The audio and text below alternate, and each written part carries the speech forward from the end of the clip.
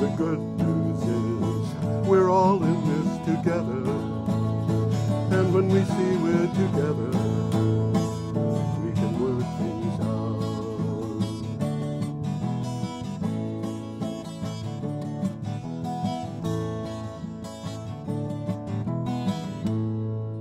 Hello, ladies and gentlemen. This is Energy Week with George Harvey and Tom Fennell. In the flesh. Philanthropist and world traveler. Every day I go to the internet and look through the news for energy and climate change, and every news item I come up with that I think is interesting, I put together a 50 to 55 word synopsis and a link to the original article. 10 to 15 of these get bundled together every day and posted at my blog, geoharvey.com, geoharvey.com. And we will read the dates on these articles as the days change, so that you can go to the blog and you can click on the calendar to see what the to go to a particular day. I usually interject something here. Yes, you always do, as a matter of fact. Some of these things are really well worth reading and in depth. Yes. But we don't have the time. Yeah. We could devote the whole show to some of these. Yeah. So if I remember, I'm going to try and tell mention us which ones some are of the ones that are particularly interested in Yes. following up, because Yes. some of them definitely are worth following. Absolutely they are, although our first one is pretty simple and straightforward. We're starting on February 8th. Today, the day that we're recording this, is the 15th. So we start a week before. Alrighty. And we're starting with an item from Renews, and we have a photograph We got a picture. of a farm with wind turbines. Let's get that picture up. Let's do that. Here we go, by Jove. There you go. I think he's got it. And the headline is AEP unveils 8 gigawatts plus of renewables energy. AEP is American Electric Power. Moving toward renewable power, American Electric Power is planning to add 8.36 gigawatts of new renewable capacity by 2030. Of this, 5,295 megawatts is wind power, including 2 gigawatt wind catcher project being planned for Oklahoma. You've talked about that. We have indeed, which will feature 800 GE 2.5 megawatt turbines. How many? 800. That's a And, lot of turbines. there was an article in Clean Technica today, which Yeah. we'll have next week, in which there was a study done by Lawrence Berkeley National Labs. Okay. And what they found, what they were doing was they went to people who lived within 5 miles of wind turbines, and they figured out how far they were and what their attitude toward the turbines was. Okay. And there are people who hate wind turbines. Oh, definitely. Yeah, but the number of people who live within half a mile of one who just love them Is that so? is about 2.5 times as great as the number of people who really hate them. So What's the rationale there? got me. I don't know. I've thought I'd live in a wind farm if I wouldn't have any hesitation about that. I've been in them, and I've been in noisy places. Before the show started, we were talking about the Myrtle Avenue L. Tom and I both lived within a short distance of L's in New York. Yep. And L is an elevated train that goes about 3 stories up above the road. And I don't know, there's still 1 or 2 of them left. But they ran instead of subways. They went in places where they didn't want to put subways. And Well, mostly they were the more rural parts of the town. Yeah, of like- the city. yeah, like downtown Brooklyn. Well, when they started. Yeah, that's when true. the 3rd Avenue L started, it started at Bowling Green, which is as low as you can get into Manhattan, Yeah, and went all the way up to the New York City line of Mount Vernon. but we know, both of us, what it's like to live in a place where a train, it's like a subway train. It sounds exactly like a subway train. No, it's louder. Well, They were more primitive. they were more primitive, and they have screeches and squeaks and all kinds of noises. And the Myrtle Avenue L, as I recall, passed under my window every 15 minutes all night. Yeah, that's It would about right. it would be. They were on a half-hour schedule, and every half hour a train would go one way. one way and Train go come back back. the other way. And so they'd cross, and it was okay. So anyway, I guess we're done with that. That was a pretty simple Well, it's story. just a quick takeaway here. Yeah. These proposals would reduce CO2 emissions 60% below the 2000 levels by 2030 Yep, and 80% by 2050. yep. So they're accomplishing something here. They are. And just to mention the amount of this, we have 5,295 megawatts of wind power. That's roughly the equivalent of 3 modern nuclear power plants. Yeah, okay. Okay, that includes the difference in I would capacity say 6 factors. of the old-fashioned ones, but Yeah. yeah. Yeah, 6 of the old-fashioned ones. Okay, we are up to a story from Clean Technica. And we'll touch base on this thing more than this one more than once. U.S. solar industry lost 10,000 jobs Yeah. in 2017. Yes. Is that what that picture's not right? That picture is the wrong one. That's for a story that's coming up. This is this one from Clean Technica is National Solar Job Census 2017, published this week by the Solar Foundation, found that the U.S. solar industry employed 250,271 people in 2017. This is a 3.8% decline on 2016 figures, or about 9,800 fewer jobs.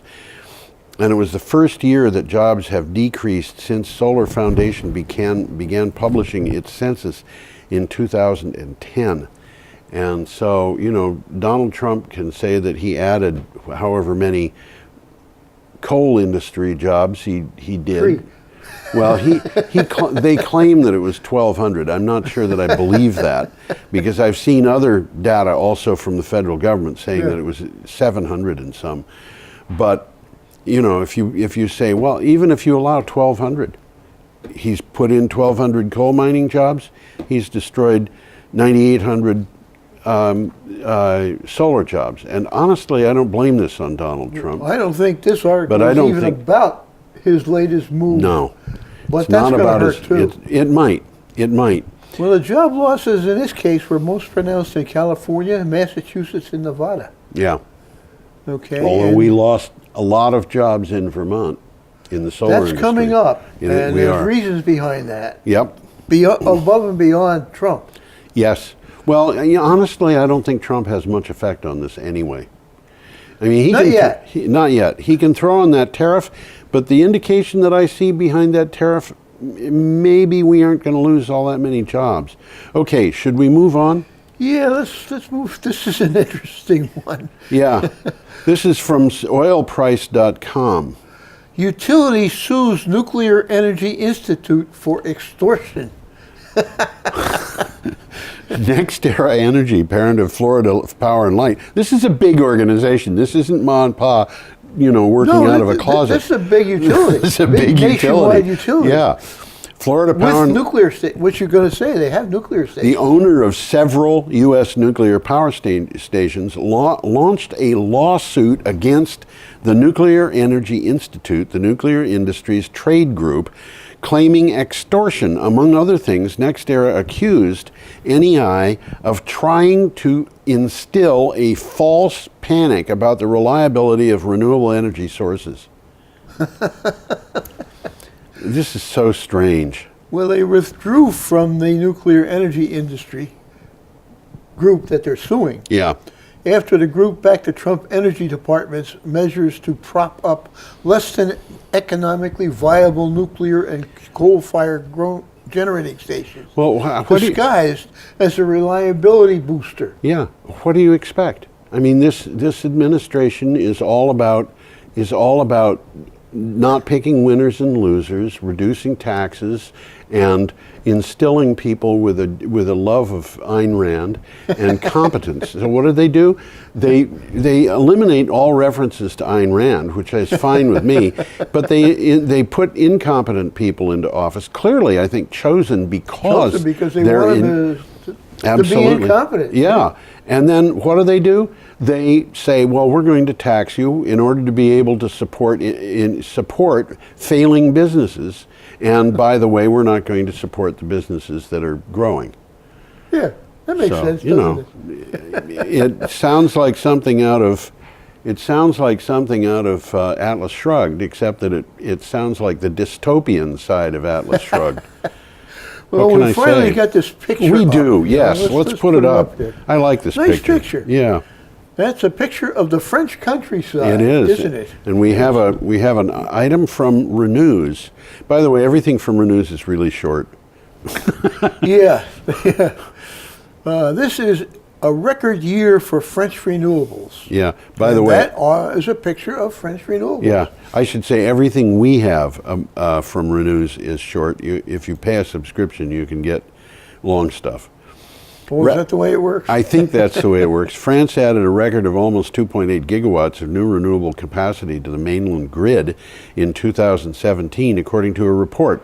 It said 2,763 megawatts of new capacity was installed last year, with wind and solar representing 65% and 32% respectively. Total installed capacity of 48,685 megawatts makes France's 94% of the way to its 2018 target. So they're moving rapidly toward renewables. They are moving rapidly toward renewables. By the way, just to keep you current, 90 terawatt hours of renewable power is what they've installed, or what was generated last year. Yes. And that's almost 20% of the electric consumption by the country. Right. So they're moving rapidly. They are. Well, they've got old nuclear power plants and they want to replace them. I mean, Why would they want to do that? 75% of France's electric power came from nuclear power plants, and they encouraged people to switch to electric heat, which was just, this is not heat pumps. This was just resistant space heating, which is not very efficient. Not very efficient, and especially compared to heat pumps. And so when the nuclear plants get old, they have to get replaced by something. And as we have seen, nuclear plants are expensive to build, and they take a long time. This is an interesting one here coming up. From Clean Technica? Clean Technica. Yes. Yep. China demands the United States provide compensation for the solar and washing machine tariffs. Why am I not surprised? This is really a stitch. Donald Trump decides that he's going to support two almost dying American solar panel makers. Which are foreign-owned. Which are foreign-owned, by slapping a 30% tariff on all products from all countries, all solar products from all countries that are actually exporting them to the United States in any large number. And that means not only China, but Japan, the Philippines, South Korea, Taiwan, Canada, Mexico. They're all in this 30% tariff. So what is that resulting in? They're going to make India a solar power. Yeah, they're making, the Chinese are building plants in India, because India doesn't happen to be in the list. And you can bet your bottom dollar somebody's going to be building solar panel plants in Brazil, because it's not on the list. Yep. And, it's happening already. Now what happens is China says, okay, you're going to slap a 30% tariff. We want that tariff. It's ours because the tariff is illegal. And I think they actually have a pretty good case that the tariff is illegal. That tariff was not put on because China was doing something wrong. It was put on because the American companies that were hurt by Chinese solar panels couldn't operate in a manner which was competitive. Yeah. So why don't we address that? But we're not looking at the second order consequences. It's hurting American solar panel installers. Yes, and they're expecting to lose something like 23,000 to 88,000 jobs. We'll talk about that a little later too. And in order to save what, 500 jobs? I'm sorry, Mr. Trump, you're operating on the basis of bad advice. There's a takeaway from this that's interesting. Yes? The outcome of these filings is uncertainty, though one outcome is clear. China continues to challenge the United States' position as the leading economic nation. It is not going to let President Donald Trump bully them around from his newfound position of Well, you know, power. this is what I was saying last week. This is all about China. China is taking over the American leadership role in the world, and this is not a matter We're of... giving it to them. Yes. This is not a matter of whether they can do it. It's a matter of how much they're going to get, because they've already done it. Yeah. And their leadership is not just in commerce. It's in politics, it's in industry, obviously, but it's getting to be military as well. And Oh, there's stuff going on and we don't even know. China is making big inroads in the Caribbean, you know, offering assistance to countries down there that were They destroyed. go about it differently. They say, "Here, guys, we'd like to help you." Yes. We go in there and say, "Here, guys, we got a bomb for you." We're going to exploit you, is what it comes out to be. Well, which is something we're very good at. Yeah, we have. Think United Fruit. Right. Think banana republics. There's a reason why there's They've been banana going on republics. for 100 years. Yeah. Okay, should we move on? Yeah. Okay, we've got an item here from Power Engineering International. I, by the way, happen to love this country. I, by the way, grew up believing that the United States was the best country in the world. I still think it could be the best country in the world, but by golly, that best position is being given away. And for what purpose? Well, money. It's so a couple of guys in Wichita can have more money in their pockets Among next others, quarter. but yeah. Yeah. Well, let's move to UK here. Windpower overtook nuclear in a UK energy pecking order for January. Wind overtook nuclear to become the UK's second biggest power generator in January. Independent energy market monitoring specialists Enapsys released data showing high wind generation has recently propelled wind energy to second from the top in the UK's energy pecking order after gas-fired power. Now that means that it's ahead of nuclear. Well, I've got a takeaway that covers that. Yeah, go ahead. The hierarchy of contributions to the fuel mix had been gas-fired power, followed by nuclear, then followed by wind.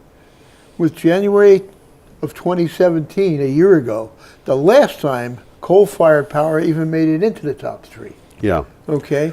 Nuclear generation increased from December, but the rise in wind generation was greater. Yeah. Moving it up into second place. Yeah. The fact that wind outstripped nuclear, the archetypical baseload generation, shows that renewable technology is evolving from intermittency to being able to make a reliable contribution to the nation's power, electricity supply. We've got to think baseline power. Yeah, It's starting to happen. It's starting to happen, and a lot of that is because of batteries and other storage facilities. New technology is coming along faster than we can employ it. That's right. Okay, we are up to Saturday. This is a good one coming up. Let me get this picture. Yeah, we are up to Saturday, February 10th, and we have a picture of a couple of happy guys. A couple of happy guys. And the headline is interesting.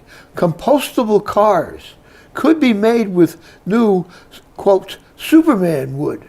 Yes. And this is a significant development. This could revolutionize It might be a significant development. That, by the way, is a hunk of wood those guys are carrying. That's a hunk of wood, and the article indicated that hunk of wood had been pressed into a material that was as strong as steel, but it still has its grain, and I don't think it's been pressed yet. Anyway, what the little synopsis says a research team at the University of Maryland has developed wood-based material that can compete with steel in the strength category. The secret is compressing the wood after removing the lignin, the tough part that glues wood cells together. The remaining material is packed so closely that it forms strong hydrogen bonds. Now, you know, there's a lot between this and the ultimate market. Oh yeah, And I mean, it's a laboratory thing now. yeah, and one thing is, I wonder whether this can be composted, because it's not wood, and those hydrogen bonds indicate that it has been chemically altered. Well, in a way, it's plastic. It is plastic. Actually, wood is made up primarily of three things: cellulose, hemicellulose, and lignin. Okay. Now, the lignin is They're removed. taking lignin out. I don't know how they're doing that. Well, lignin is water soluble. Okay, that's how they're doing And it. it's a problem that has to be removed by the paper industry. Okay. And it produces this stuff called black liquor, which is lignin in water, and it's always been difficult to deal with, and now we discover that there's a lot of value in it, because you can take that lignin and make it into a plastic. Okay. And here, what they're doing is they're removing the lignin, which leaves cellulose, which is, by the way, is a plastic, and hemicellulose, Those which, were by true. the way, is also a plastic. They're not thermal plastic. Lignin is. Lignin is really valuable because it's a thermal plastic. But what they found is that when you put that under enough pressure, the cellulose and the hemicellulose bond, even though there's no lignin present. That's what these guys And are that's doing. what they have done. Now, having done that, will it compost? I kind of wonder. I want to see that for my, I want to see the research on that. Well, there's a quick takeaway here. Yeah. Cars used to be made with wood back in the horseless carriage days. But then steel happened and the rest is history. Maybe history will repeat itself. Maybe it will. The new Well, material is as strong as steel, but 6 times lighter, yes. which is why all the excitement about using it to build Not cars. only 6 times lighter. Cars, That's what the as article strong said. as steel and 6 times lighter, they're going to be building airplanes out They're of going this to be stuff. building a lot of things. You're out. going to see wooden airplanes flying around. I would expect. Yeah. Well, they don't mention this in the article, but steel is very energy intensive to yes, produce. it is. And It this looks like it isn't. Yeah. It's, So we'll it's watch funny this the one. It's things that good. you can do. Maybe one day they'll come to a concrete that they can make airplanes out of. There have been concrete boats, Yeah. as Yeah, weird as have that been, sounds. definitely. Okay, we have an item coming up from Power Magazine. Nuclear power and carbon capture, winners in a new budget deal.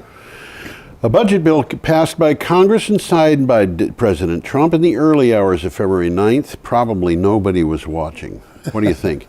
Extends a host of tax credits. Yeah, okay, we're supposed to be cutting taxes. Oh, all right.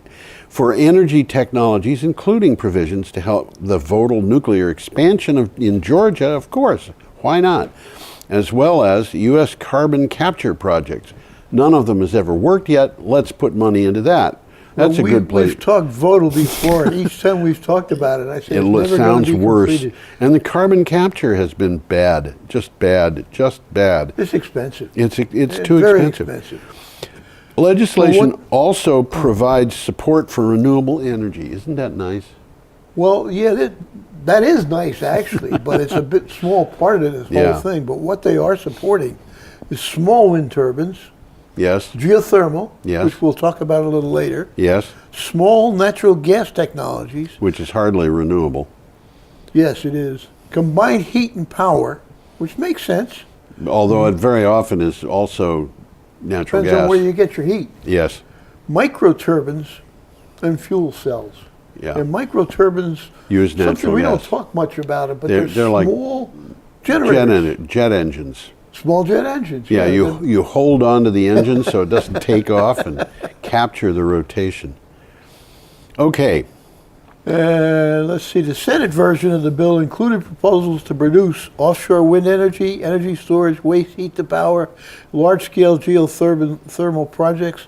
None of these efforts survived. yeah. Well, the bill that's also why. includes That's why. $2 billion to help with rebuilding the electricity grid in Puerto Rico. Isn't that nice of them? It's going to cost about $80 billion, so the Puerto Ricans get $2 billion. Yeah. The Puerto Rico, everybody, is part of the United States. Don't expect the current administration to help if you have a problem. And the people from Puerto Rico are considered immigrants. They're citizens already. Well, there are plenty of people in this country who think the Puerto Ricans are immigrants. And they're talking about it. and Yeah, if you- they're upset. Yeah, and if you say Puerto Rican, Puerto Rico is part of the United States, they'll say that's a technicality. Yeah, but they made a mistake. They happen to be brown And speak Spanish. and speak Spanish Yeah. to boot. Even French is a problem if you happen to be dealing with people from Louisiana and you're not in Louisiana. You know. And if you could be talking to a person who speaks Spanish who comes from New Mexico, but the fact that they speak Spanish makes them kind of distinct. A little bit different. When I lived in England, Tom, I had a neighbor who had a friend who was Italian. In England? Yes. Oh my God. Okay. What did it mean for this guy to be Italian? It meant that his great-grandfather was Italian. Memories last long. Huh? Yeah, they do. Okay, we've got an item here from Windpower Engineering. This is a good article. Yeah. Continued growth for renewables with wind, solar, and hydro in the lead. Overall, U.S. energy consumption decreased slightly to 97.4 quadrillion BTUs in 2016. This is a number that I cannot wrap my brain around, so I don't deal with BTUs. A 0.3% decline from 2015. Compared to 2015, energy consumption increased in 2016 for renewables by 7.3%. It increased for natural gas by 3.8%. It increased for nuclear by 1%. Petroleum energy consumption went down by 1.2%. Consumption from coal continued to decline, dropping by 8.5%. So why is Donald Trump getting jobs for people in the coal mines if we're not using the coal as much? Because it plays well in Peoria. Yeah. Well, we are up to Sunday, February quick 11th. takeaway here. Worldwide, Right. solar PV continues to be one of the fastest growing renewable electricity technologies in 2016, increasing by a third. 33%. See, this is the thing. Donald Trump said that climate change is a Chinese hoax, and the people who have been on this hoax theory, which is a conspiracy theory, say that the reason why we're talking about climate change is because China is trying to get the United States to pay money out for things it doesn't need, which means buying renewable resources. Now, reconciling that fact with that idea, I should say, with the fact that China is outspending the rest of the world put together on renewable energy resources is really hard. Hard to reconcile, isn't it? Yeah, it's just mind-bogglingly dumb. But the idea that we should not be pursuing this, I think, is a conspiracy that has been thrown at us by the Chinese in order to get us to spend money on things that we can't use. And that's spending money on burning coal and oil and natural gas. Yeah. So what they're doing is they're sneakily supporting politicians in Washington who try to save jobs in the coal industry and the natural gas industry. And that was the Chinese that did that. Of course. Well, I'll tell you something. It plays a whole lot better with the facts about what China's doing and what the United States is doing than the alternative does. Yeah. The Chinese are making out like bandits, and it's because And it's because of our activities. Our activities, exactly. We are now up to We've got a Sunday, picture coming up here. February 11th, and we have a picture of Providence, one of the most confusing cities I've ever been in.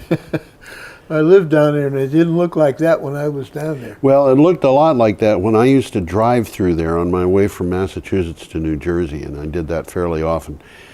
And the problem that I had was Route 44, which goes around a block in downtown Providence. And when you get to the block and you get to the end of the block, there's a sign that says Route 44 left. And at the end of that block, there's a sign that says Route 44 left. And at the end of that block, there's a sign that says Route 44 left. You could be going around Route 44 for the rest of your life. Get for Charlie off the MTA. And there's no sign saying Route 44 East or Route 44 West. You just have to kind of guess. Or at least that's the way it was 20 years ago. Okay. Climate change threatens Providence neighborhoods. This is from Echo Rhode Island News. In Providence, Rhode Island, rising seas, floodwaters, and storm surge have a potential to unleash buried and stored toxins. This is something that we have not talked about much.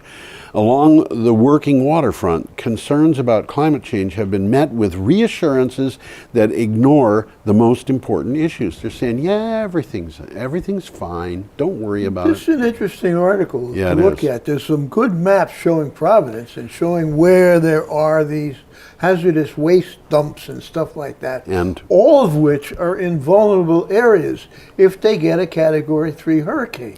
Which they've had already. Yeah, or if climate change just raises the seas a little bit. Yeah, FEMA considers Providence to be the Achilles heel of the Northeast. And just to put it in context, FEMA considers New Orleans to be the Achilles heel of the South.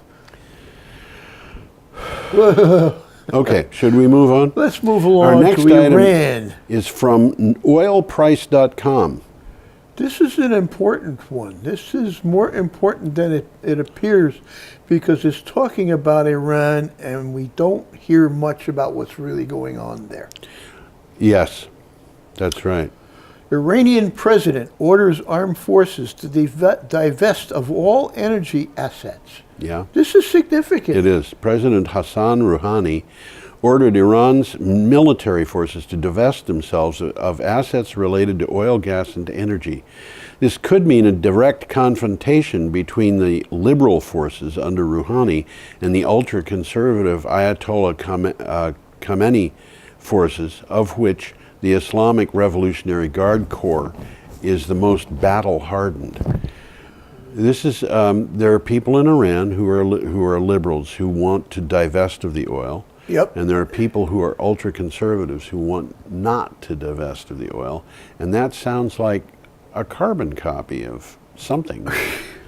Well, this Islamic Revolutionary Guard Corps that this article is talking about is basically a conservative army. Yes. And they control an awful lot of Iran's economy. Right now they do. Yes. And that's partly what this is all about. It's a power struggle. Now, we have an item from Inside Climate News, still on February 11th, about something that's happening in New York. And it's interesting because it happens in Vermont and other parts of New England as well. Geothermal. Yes. Tax breaks and a Google startup are bringing Earth's heat into homes. This is really interesting. This is a good article. There's an organization called Dandelion, which is it's a corporation. It's a corporation which is a subsidiary of, what is the name of the company? Google is also a subsidiary of this company. I've forgotten the name. Alphabet or something. Alphabet, like that. That's right. Dandelion is trying to expand the market for geothermal heating by lowering the price. It just got a big boost from the federal government. We talked about that just a moment ago. Congress voted to extend a 30% federal tax credit for geothermal heat pump installations. With the state incentives included, a $26,000 system in New York could be more competitive, and that is to say competitive with oil, natural gas. With regular ways of heating. Right, right. And what happens here is Dandelion, the way they work is the way a lot of these companies work, where they will come to your home, they'll assess the situation, and if they say, yeah, we can do this, then when you give them the go-ahead, they give you a package. They give you a package, but they don't charge you any money. Okay. That sounds good. Yeah, and they will put the thing in, they'll guarantee that you'll be spending less money on heat. Okay, so you pay them back over You pay them back over a period of time. Now, this sounds like a good deal. Unlike some deals where the equipment is going to wear out, not all the equipment, the valuable equipment here doesn't wear out, and that's because the geothermal system is dependent on wells, and those wells are going to last for many decades. So if your geothermal heat pump wears out, you replace it, but at a fraction of the cost of the original geothermal system. The main cost is the wells. That's right. And they're still there. Yeah, and I forget what the time is, but it might be 10 years. After 10 years, you own the system, or you buy it for $1 or what, Well, little whatever. local interest here. The Housing Authority recently built a new development up by the high school called Yes. Red Clover Commons. Yes, And its purpose was basically to replace Melrose that got flooded. by Hurricane Irene. Yeah. Yeah, And it is heated by geothermal well pumps, neat. which is probably the first such installation in town. Yeah, yeah. Okay, are we done with that Well, one? in case people don't know what the geothermal heat pumps are, I got a quick takeaway. Good. They use the Earth's consistent temperatures, which are about 50, 60 degrees Fahrenheit, below the frost line to warm homes in the winter and cool them in the summer. Yeah, So that the how would you say it, the medium is sitting there in the earth. It's always Right. been there, yep, and now they're figuring out how to use it. right. And because there's, in almost everywhere, there's groundwater, which moves. Yeah, You can put heat down there, or you can take heat out take of it. heat out of there. And it isn't a You're not going to permanent. affect much down there. Yeah. Okay. There is, if you want to follow up on this, this website has a really good whole explanation on how geothermal works. Right. They got pictures, they got a little video. Right. It's really kind of neat. And I should mention there's two different things. There's geothermal heating, which is using heat in the earth within feet of the surface, and there's geothermal power, where you have to go way down and get heat from way down where it is good and hot. That's a different. That's a That's totally a different very animal. different animal. Yep. They do the geothermal power in the west, And in places like Iceland, yeah, where there's a lot. We'll be touching base on Iceland yes, we will. very quickly. Okay, now Oh, we we've got got another up picture here, too. to February 12th, Monday, This is February a great 12th. picture. This is an interesting picture. I saw this picture. I had It's an to outhouse, I had to a look. solar-powered outhouse. I had to look for an example of solar power in the United States dropping in price. And early on in my look, this is one of those things where it's not the last thing I found that worked. It was the first thing I found that worked. Very early on in the search, that I expected to be long-lasting, I found exactly what I wanted. All right, this is from Clean Technica. Let me And get we the will. headline here. I want to talk about the outhouse for a moment too. Go Solar ahead. panel prices continue falling quicker than expected. Solar power prices have been dropping faster than people expected, even faster than any experts expected, and even faster than bullish experts expected. A leading expert at Bloomberg New Energy Finance, which is very highly regarded, They do their homework. they do their homework, said that their expectations have dropped to about 37 cents a watt, which is mind-boggling. At this price, the cost of electricity from new solar PVs can be disruptive. Now, Well, yeah, disruptive. When wind and solar get cheaper than electricity from 20-year-old power plants, Right. something is going to change. yeah. Now, I have a question for you, Tom. I hope I got an answer. If you have a 30% tariff on something that costs 37 cents, what is it going to cost? About 40 cents. Well, no, it's going to be closer to 50, but it's going to be under 50 cents. Okay. So that tariff is going to take Not gonna this make much 37 cent per watt solar panels and make them into 50 cent per watt solar panels, Yeah. when the experts had been predicting that we'd be at 75 cent per watt solar panels. I don't think this tariff is really going to do anything except maybe line the pockets of some Chinese people who get paid because the U.S. government has slapped the tariff on unfairly, and because the Chinese can go around the world accurately saying, don't buy solar panels from the United States, they're not competitive. Well, the short story is solar power is going to dominate the energy sector this century. Yeah, absolutely. No matter what happens. Yep. And a lot quicker than people thought. Yep. And if you look at that picture again. Let's get it up. Let's get it up. This is, ladies and gentlemen, a luxurious outhouse powered by solar, which happens to be where? In the state of Alaska. Yep. I guess it uses a little bit of heating, doesn't it?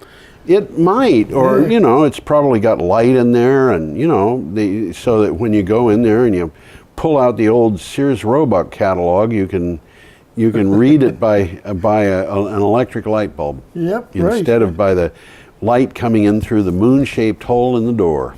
There's an interesting graph in this article. Yes. And we've seen it, we've had it up here on the show. Yep. And it shows installations versus the price of solar. Yeah.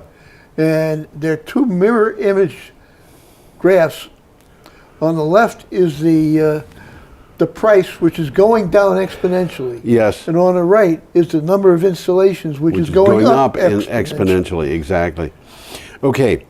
Our next item is from In Daily. This is an interesting article, It is. too. Yep. South Australia to get the first green hydrogen plant. What's a green hydrogen plant? Well, we'll find out. South Australia's first green hydrogen plant, one of the biggest of its kind worldwide, will be built near Port Lincoln. The plant will use solar and wind energy from Eyre Peninsula to create hydrogen to be used for fuel for electricity. Proponents say the industry could eventually surpass the value of Australia's multi-billion-dollar gas exports. So that's why it's green. Hydrogen has been produced electrically Yep. forever. Yeah. I mean, anybody who did it in high school Yeah. did an electrolysis experiment. This has been known about for a couple hundred years. But if they're using the energy from a green source, it's green hydrogen. It's green Bingo. hydrogen, absolutely. I got it. Yes, and what's happening here is hydrogen can be used as a fuel in a car, in a house, in an industry, in an electric power plant, instead of natural gas. And when you use hydrogen, there's no carbon emissions because hydrogen burns with oxygen into water. Into water, yep. And it could be very clean. It should be very clean if you're getting the hydrogen from renewable resources. And one of the problems with solar and wind is, this thing about the wind isn't always blowing, the sun isn't always shining. That's what batteries are for. People are really worried about what happens when there's no power coming out of that generator. Well, we've got power lines. That's an answer to that. The real question is, what happens when there's too much power coming out of that generator? You have to do something with it, or you have to shut the generator off. And that's not a big problem either. It's not a big problem to shut it off, but it's a waste of resources. And one way to store it is to turn it into hydrogen. Yeah, we've talked about that before. And so, or ammonia. Or ammonia, or something you can store. Something you can store. You can take the hydrogen, combine it with carbon out of the atmosphere, make it into methane, use that in a natural gas plant. There's a lot of things that you can do. Should we go on? Yeah. We have an item from independent.ie, which means that it's from Ireland. Energy demands solar in Iceland in a race for bitcoins. Huh? With massive amounts of electricity needed to run computers to create bitcoins, large virtual currency mining companies have established a base in Iceland, which is blessed with abundant renewable resources. Iceland is expected to use more energy mining bitcoins and other virtual currencies this year than it uses to power its homes. Well, a couple of takeaways about Iceland. First of all, there's half as many people in Iceland as there are in Vermont. Okay. I mean, we have 600,000 people. They have 300,000 people. And the other thing is Iceland is just loaded with geothermal. Loaded with geothermal. So much so that they can't use it all up. Oh, couldn't possibly. And this is one way that they're using it. Yeah. And for why what does this have to do with bitcoins? Okay. Well, you know. Well, I've got a little quick go answer ahead, here. go ahead. Computers are used to make complex calculations that verify a running ledger of all the transactions in virtual currencies. Yes. That's how virtual currencies are generated, or they Right. call it mined. Yes. Okay? And in return, the miners claim a fraction of the coin that they're generating. Okay, that's how they get paid. Yep. In the case of Bitcoin, by definition, a total of 21 million can be mined, leaving about 4.2 million left to create by this algorithm, Yep. over these algorithms. As more Bitcoins enter circulation, computers need to get more powerful to keep up with the calculation. This is mind-blowing, really. It is, but you know, there's one thing that I have not been able to figure out about Bitcoin. Yeah. All right, with some of these currencies, you have a solar virtual currency where you say, okay, we're going to generate a megawatt of power, and that megawatt of power is going to be represented by a virtual currency. So In a way, yeah. in a solar coin, I can use this.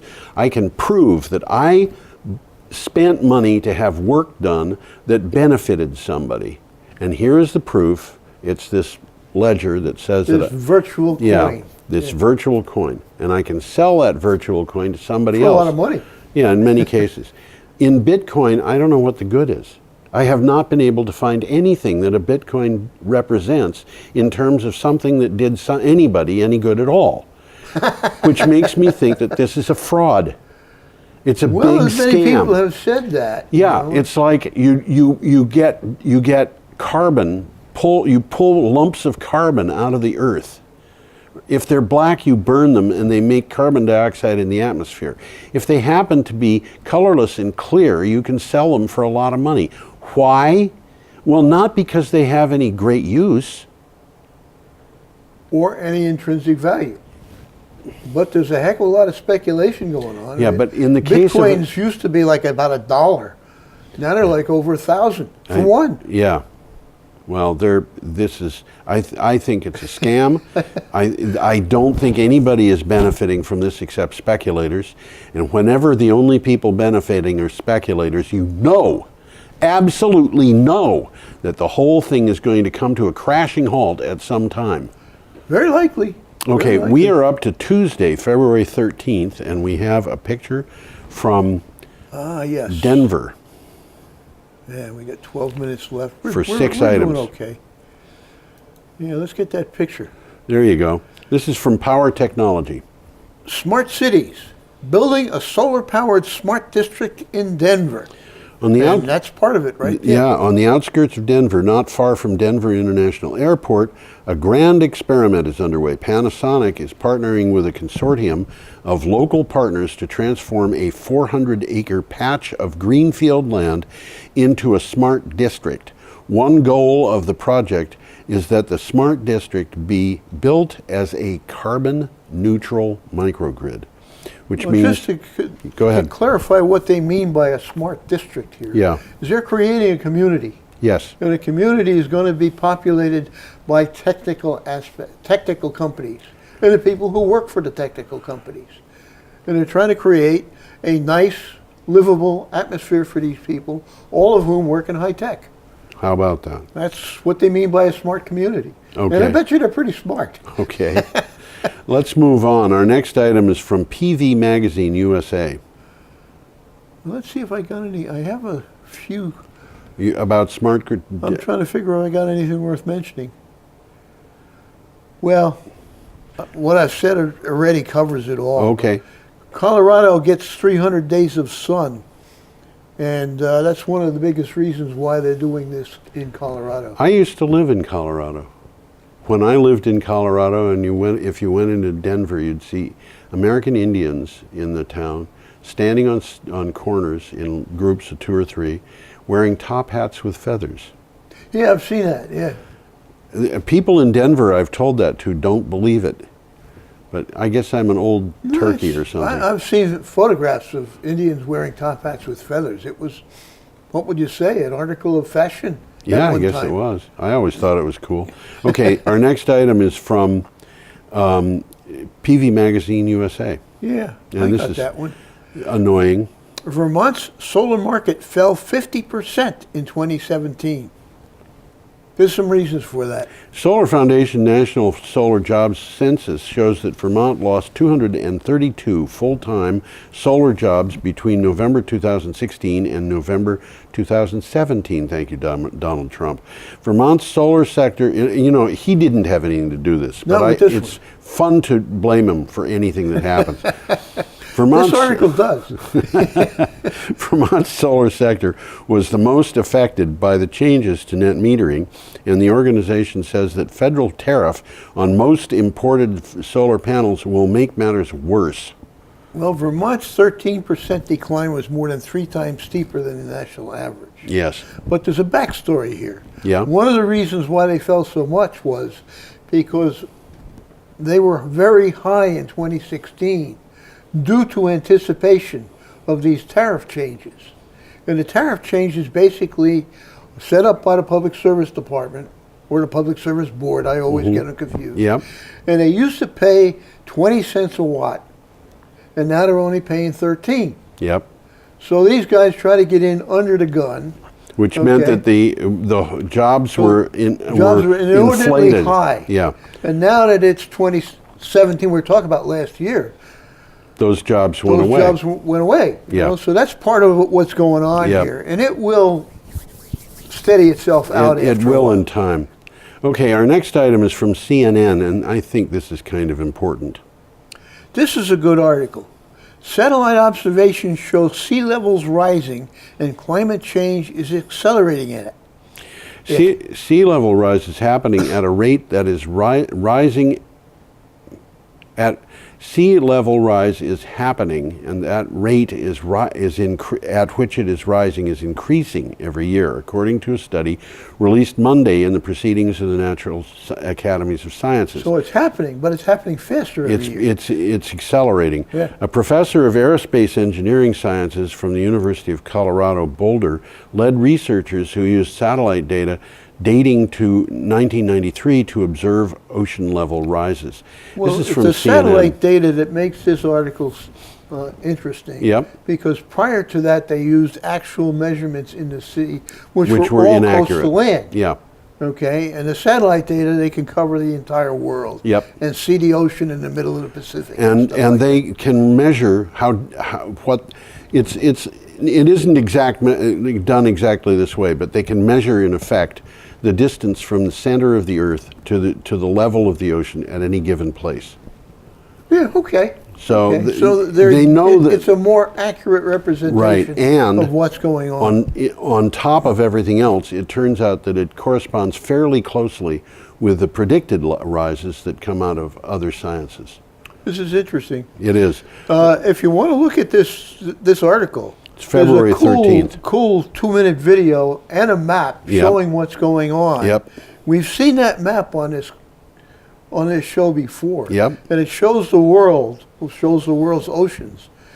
And there's 3 colors on that map. There's red, there's yellow, and there's blue. And red and yellow indicate rising. And blue indicates lower temperature. The blue levels. is less than 10% of the world. Yeah. The red and orange and yellow are 90% of the world. The whole world is getting hotter. Yep. By these actual measurements. The levels of the seas are going up. Okay, we are up to Wednesday, February 14th, and we have a picture of the Darwin Airport. You wouldn't believe that was a huge airport for the area, but it is. Well, yeah, you can see that's not a superhighway. I don't know if that's a runway. But that's a huge airport that we're looking at, considering I think it's the biggest one in Australia, isn't it? I don't know. I bet you it is. But it's certainly the biggest one in Northern Territory. Well, it's a big one. Yeah. It's a big one. And this is from Clean Technica. Tesla and 18 others are competing to build Darwin's big battery. This will tell you something about the attractiveness of building batteries, and Tesla has cut the prices of them by 50%. Tesla, fresh from the success of its newly opening big battery in South Australia, has joined 18 other groups competing for the right to build another battery. This time the battery will be in the Northern Territory. The big battery at the Darwin-Catherine network will have a nominal capacity between 25 megawatts and 45 megawatts. This battery is for more than just storage. They want to provide frequency control. Yep. They want to get that 60 cycles. Yep. You know, they want to reduce the required spinning reserve, Yes. which means they have plants that are running but not generating electricity, so that if they need them, when they need them, they can just push a button. Right. And what this means is that you can increase the quality of the electricity. Bingo. Because it's running at 60 cycles instead of drifting. And you can make it reduce- cheaper. Because you don't can have make to it- keep running these spinning reserves. You can make it cleaner. You can make it in every respect better by using solar and batteries than by using coal. But there are people in this world who, by the way, happen to own It's a fraud. coal. Yeah. No, there are people who happen to own coal stock, and they want to make sure that their companies Well, continue particularly to in Australia, where the coal industry has had a lot of influence on a government. lot of clout. Okay, we should probably move on. The next item is also from Clean Technica. I'm going to get you up here so you can Me? talk. Me? Well, I don't have a picture of the U.S. Chamber of Commerce. That's okay. The U.S. Chamber of Commerce wants 25 cents per gallon gasoline tax increase. This is kind of Whoops. amazing. Is that a good thing? The U.S. Chamber of Commerce is proposing that the federal government raise the gasoline tax by 25 cents per gallon in 5-cent increments over 5 years. In theory, the tax hike would pay for rebuilding America's crumbling infrastructure, the thousands of roads, bridges, and tunnels that are so substandard they're increasingly unsafe. That's theory. What will actually happen is somebody in Washington will take the money and use it to buy something that will give somebody in the what was it that Eisenhower called it, the Military industrial complex? by golly, a good party. Okay. Well, this is a little takeaway here. This is right from the article, but it's my thinking as well. Yeah. The fact that the Chamber of Commerce is proposing this tax increase is interesting. Yeah. In general, it is the bastion of corporations can do no wrong thinking Yes. that savages all government regulations as job killers, which Yes. basically is true. Yeah. But then it's a takeaway of the takeaway.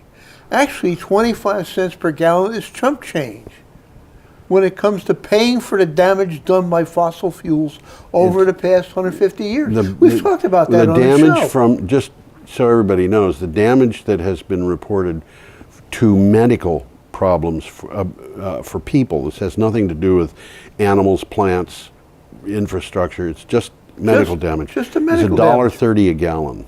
Well, they talk about that quickly here. When the costs associated with shorter lifespans afflicted by pollution-related disease, filling the oceans with plastics, and the unimaginable bill that will come due soon for the effects of global warming on the world community, a tax of $10 a gallon would be more realistic. Yeah, $10. Wow. And that Okay. doesn't even begin to address the cost of permanent war to protect America's oil industry. Right.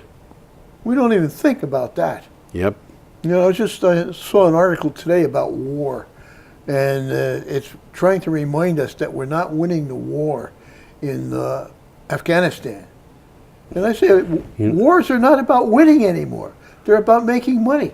Yeah, well, there's one other thing, too, that people should recognize, and that is that nobody has ever won a war in Afghanistan. No, Since ever. Alexander the Great. Okay, we've got one final item, and we can dispatch it quickly. Well, it's from North American Windpower. We're running out of time, but We we are. got a minute. We got about 5 minutes. We got to cut out of here. Oh, yes. So Okay. we're all right.